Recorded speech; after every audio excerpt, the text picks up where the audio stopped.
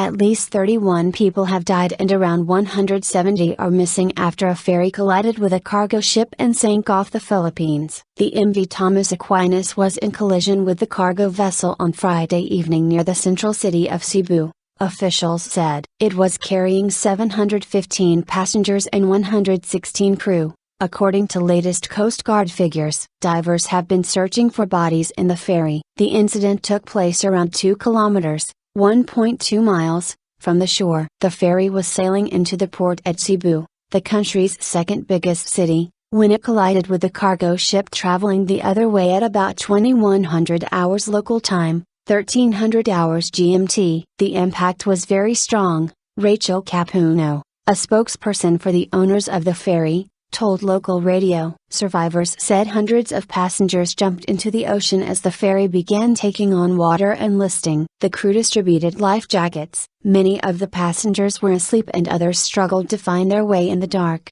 reports said. One survivor, Jerwin Agudong, said he and other passengers jumped overboard in front of the cargo vessel. It seems some people were not able to get out, Mr. Agudong told radio station DZBB. I pity the children. We saw dead bodies on the side, and some being rescued. It is believed 58 babies were among the passengers on board, but it is unclear how many of them survived. The ferry sank within 10 minutes of the collision, the AFP news agency reports. Rear Admiral Luis Tuason, of the Coast Guard, said more bodies had been found on Saturday and that the death toll would almost certainly continue to rise. Because of the speed by which it went down, there is a big chance that there are people trapped inside, he told AFP. Another Coast Guard official told reporters that the cargo ship, Sulpicio Express 7, had 36 crew members on board, but it did not sink. Passengers on the ferry had embarked at Nisipit in the southern province of Agusan del Sur. The Coast Guard and some commercial vessels,